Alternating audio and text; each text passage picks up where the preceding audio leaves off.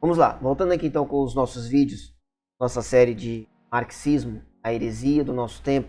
Então, o que eu já passei aqui para você? Aqui eu preciso ressaltar o seguinte: você precisa entender o que nós estamos falando. Você tem que entender a respeito do que eu estou falando.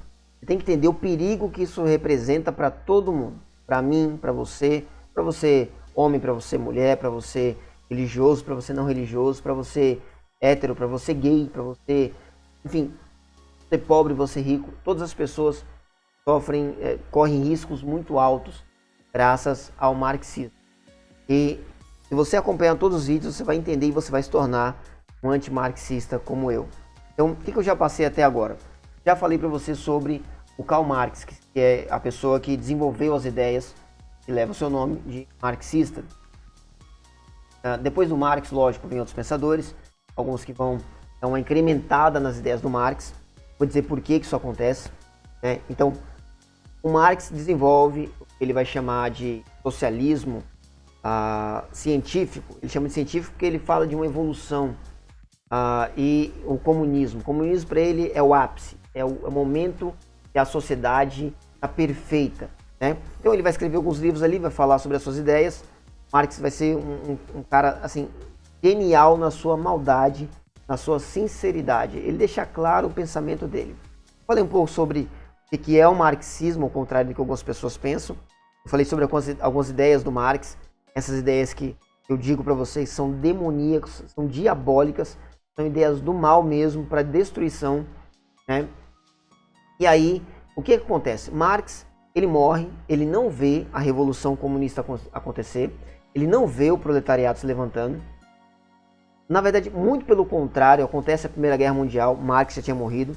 Na Primeira Guerra Mundial, nós vemos o proletariado, os trabalhadores, unindo aos burgueses, aos capitalistas, aos seus patrões.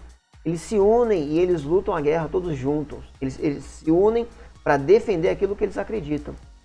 Não fazia sentido, não faz sentido para um trabalhador ter que a família, aquilo que ele conhece de família, que ele, o pai, o trabalhador, ele é alguém que oprime a esposa e os filhos, quando na verdade ele dá o sangue pela família. Então não acontece a revolução. A primeira revolução marxista, nos moldes de Marx, vai acontecer em 1917 com Lenin, Trotsky e Stalin. Eles vão liderar a revolução, lembrando que eles não fazem parte do proletariado, a Rússia não tem proletariado e mesmo assim eles fazem uma revolução marxista. Então quando você ouvir falar em União Soviética, a Rússia Soviética, a União Soviética, começa com Lenin, Trotsky e Stalin. Então eles lideram o partido bolchevique, eles tomam o poder, eles matam muitas pessoas. Eu tenho um vídeo já no meu canal aqui do YouTube falando sobre a Revolução Russa. Depois você dá uma olhada lá. E eles fazem a revolução e é uma desgraceira terrível. Muita gente morre durante o período de Lenin e depois, quando Lenin morre, quem assume é Stalin. E no período de Stalin morrem muito mais pessoas ainda do que com o próprio Lenin. Nesse período em que a Rússia ela está sob o comando socialista, a Itália está sob o comando fascista. E lá acontece de um homem chamado Gramsci, Antônio Gramsci. Ele é preso pelos fascistas. Por ser comunista, ele era o líder do Partido Comunista. E os fascistas são inimigos dos comunistas. Interessante que você vai ver os socialistas, os comunistas, os marxistas, chamando o pessoal da direita de fascista. Por que eles fazem isso? Não é porque a direita é fascista. É porque tanto os fascistas quanto os nazistas sempre foram inimigos ferrenhos dos comunistas. Por quê? Porque eles são extremamente antagônicos? Não, é porque são ideologias que são extremamente ditatoriais. O comunismo é ditatorial, o fascismo também. Não é possível haver duas ideologias ditatoriais convivendo no mesmo lugar.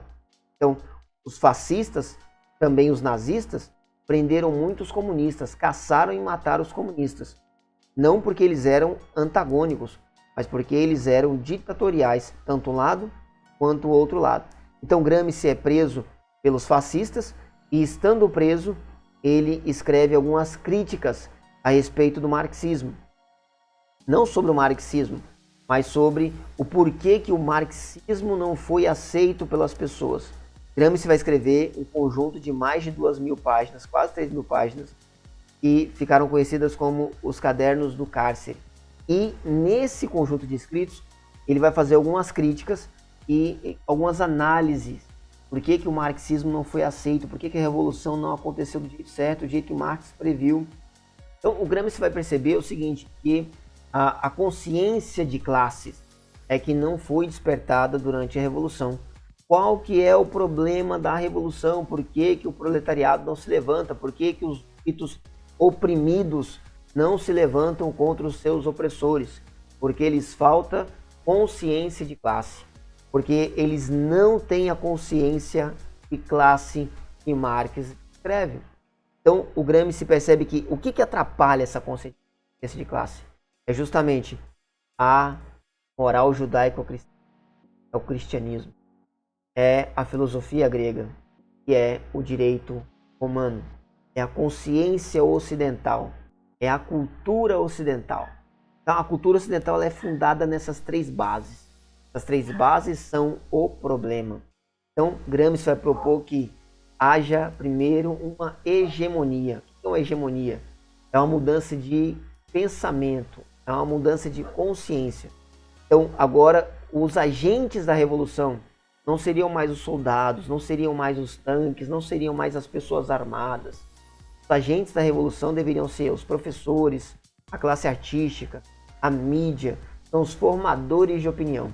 Essas pessoas que deveriam primeiro fazer a revolução na mente das pessoas, para depois se dar a revolução da forma armada, da forma agressiva que Marx tinha proposto. Então, essa é a cara do Gramsci. Algumas frases bonitas dele. O mundo civilizado tem sido saturado com o cristianismo por 2.000 anos. E um regime fundado em crenças e valores judaico-cristãos não pode ser derrubado até que as raízes sejam cortadas. Essa é a ideia do Gramsci. Então, o problema é, as raízes têm que ser cortadas. Quais são as raízes? Ao judaico é o cristianismo.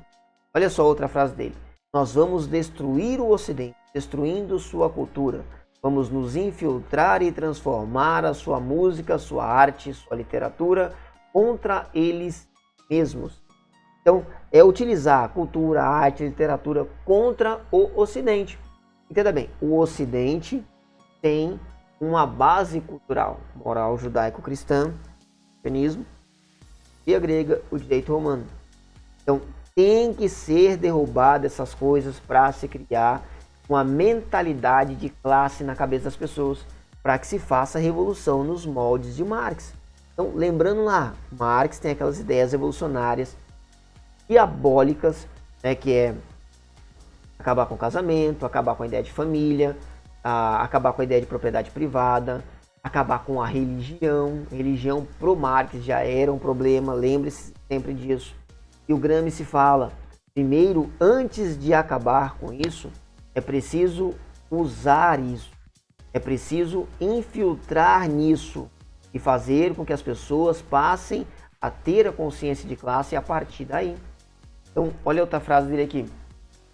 Não tomem quartéis, tomem escolas e universidades, não ataquem blindados, ataquem ideias.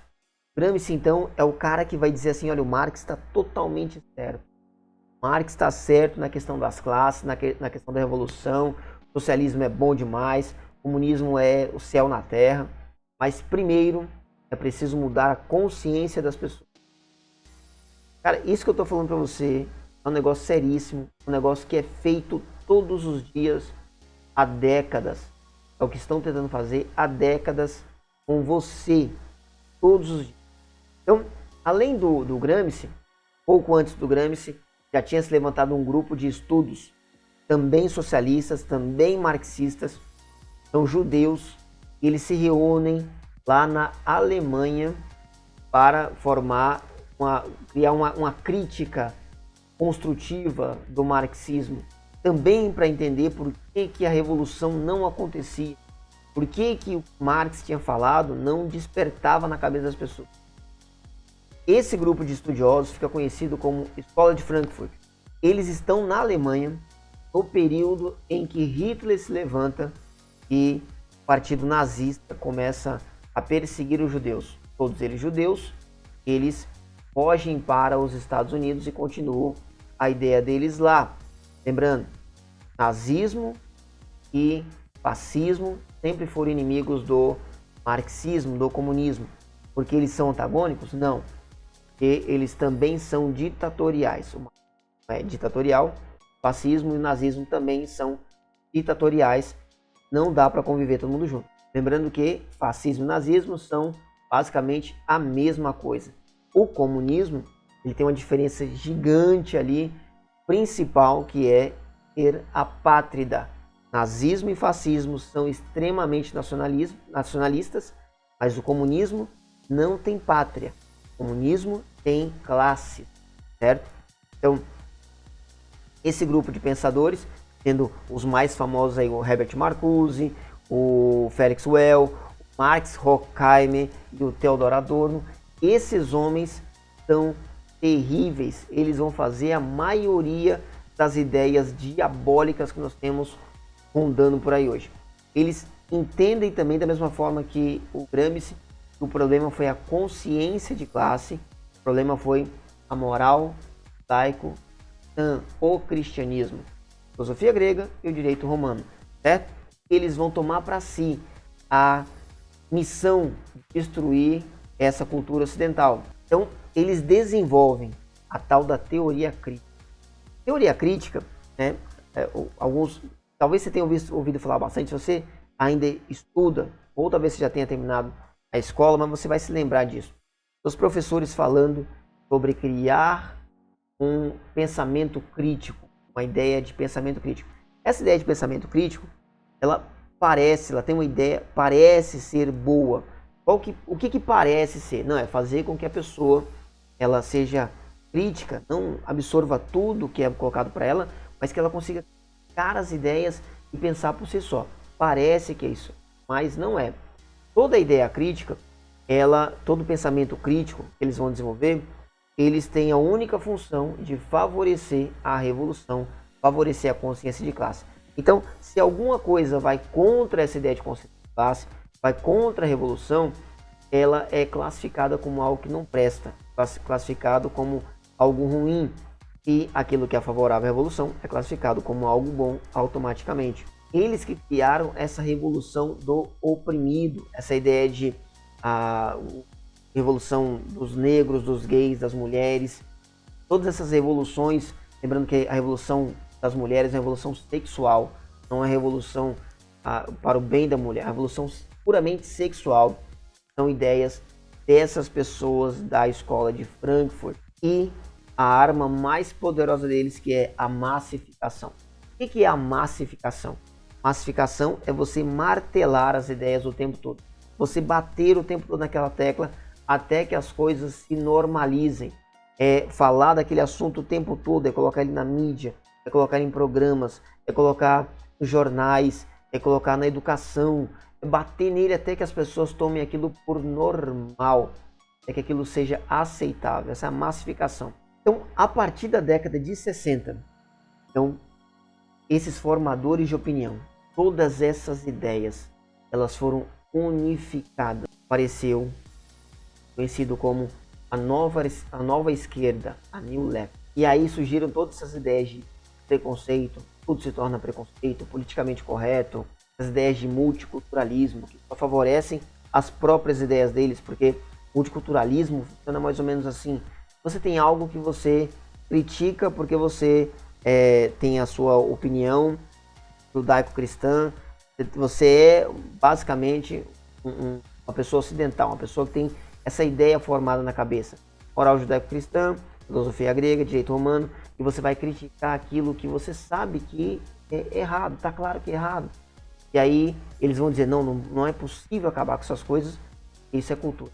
Talvez você se lembre de um tempo atrás, quando o prefeito da cidade de São Paulo era o Fernando Haddad, PT, socialista, marxista, e aí foram feitas críticas a respeito dos bailes funks que Ele diz, não, não posso acabar com os bailes funks, porque é um movimento cultural, tem que ser preservado. Então tudo que para eles é favorável, é o que degrine, é o que traz promiscuidade, é o que ajuda a revolução sexual, é o que ajuda o tráfico de drogas, é o que ajuda as pessoas a se tornarem bandidas. Tudo eles vão dizer que não pode acabar com isso, é cultural. Mas eles são contra, por exemplo, o que eles chamam de cultura do machismo. Então, segundo essas mesmas pessoas, existe uma cultura chamada cultura do machismo que precisa ser destruída. Então, por um lado eles falam, nós não podemos acabar com isso porque é cultural, mas podemos acabar com isso que é cultural. É lógico que o machismo é uma desgraça, tem que acabar. Mas outras coisas que também são ditas culturais, que nem são culturais, né? O porcaria de funk tem 20 anos. Como é que isso pode ser cultural com 20 anos? É retardadíssimo. Mas eles vão dizer que isso é cultural e não pode acabar. Porque favorece a revolução, favorece o pensamento de esquerda, o pensamento marxista. E aí, eles também envolveram o desconstrucionismo. Tudo pode ser desconstruído. E entenda, quando se fala em desconstruir, entenda por destruir. É destruir, não é construir algum lugar, só desfazer aquilo.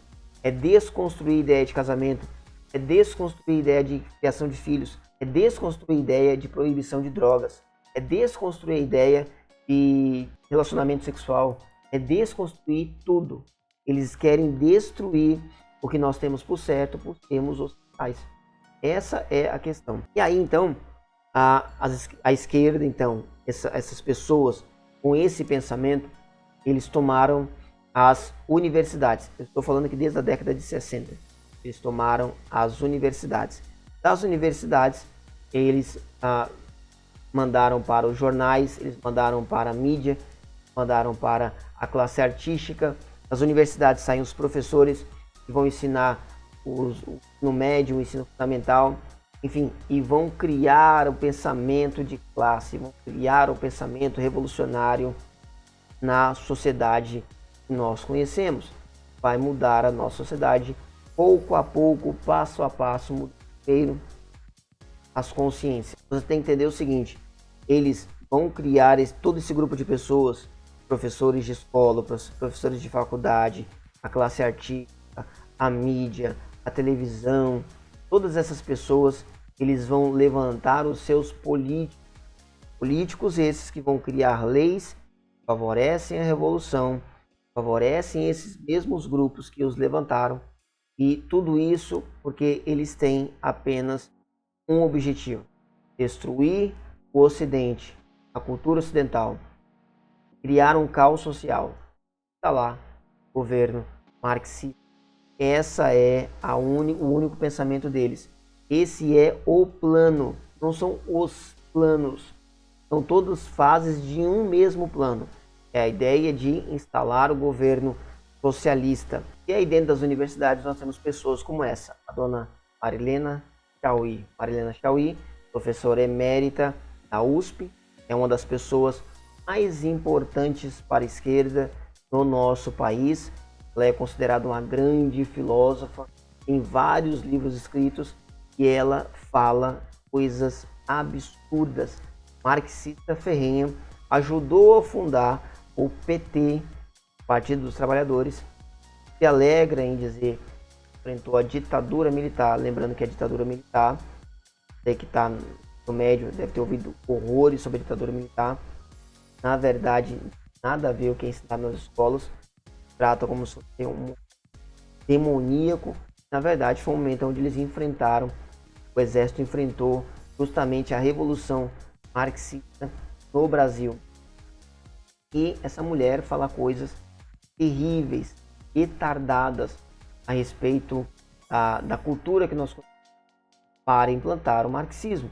Dentre essas coisas, veja só, ela deu uma palestra para jovens de 12 a 18 anos na escola Oswaldo de Andrade. O nome da palestra, Política em Pauta. Olha as coisas que ela vai dizer nessa palestra para adolescentes de 12 a 18 anos. Os caras fazem barulho defendendo a família como uma instituição natural e eterna. São bestas. Nessa palestra, ela vai dizer para esses alunos que a ideia de família é uma ideia criada pela burguesia. Veja só, na mesma palestra, não tem a palestra inteira, você não vai achar ela inteira no YouTube, mas tem pedaços dela, pode procurar que você vai encontrar. Isso que entendemos que é o pai, a mãe e os filhos, e que tem que acrescentar avô, avó, tios, tias, isso é uma invenção do capitalismo durante o século XVIII e durante o século XIX. Então tem data esse tipo de família chamada família conjugal. Cara, isso é de uma retardadice sem tamanho. Sabe, isso contradiz até o que o próprio Marx falou. E o que o Marx vai dizer? Marx vai dizer que lá no princípio, ele não tem data para quando isso acontece, mas lá no princípio eram comunas, e lá no princípio as comunas vão acabar, vai surgir a ideia de propriedade privada, e ainda lá no princípio um homem vai tomar uma mulher para ele, vai ter filhos com ela e chamar de seus, daí vai surgir a ideia de família e a ideia de propriedade privada, o Estado vem por causa disso. Lá nesse princípio do Marx, sabe Deus quando que é, mas não é no século XVIII. Dizer que a família vem do século XVIII, isso é uma coisa de idiota, de gente doente, de retardada mental. Mas ela fala isso com todas as letras, tranquilamente, e é chamada de filósofa. É recebida como uma pessoa muito inteligente, levantada pelas pessoas da esquerda. Eu estou falando para você, falei aqui da Marilena Chaui, que ela é uma pessoa importante, mas isso é uma crença, isso foi ensinado para o seu professor do ensino médio. Seu professor, você está na escola hoje, seu professor do ensino médio escuta essa mulher e acha que ela está certa e acredita no que ela está falando. Ele passou por uma faculdade, ele teve a sua mente lavada e agora ele vai tentar lavar a sua mente também. Desde a década de 60 é muito tempo. Vou mostrar nos próximos vídeos como é que pessoas da mídia, pessoas importantes, artistas, jornalistas, pessoas que você tem um apreço, você vai ver como eles estão falando justamente essas coisas que eu estou mostrando para você aqui. Você vai ver o perigo que você tem corrido todos esses anos. Eu espero que você desperte para a importância de enfrentar essa desgraça, essa ideologia chamada marxismo. Eu espero você no próximo vídeo. Mande esse vídeo para outra pessoa. Desperte as pessoas para esse perigo. Me ajude a lutar contra tudo.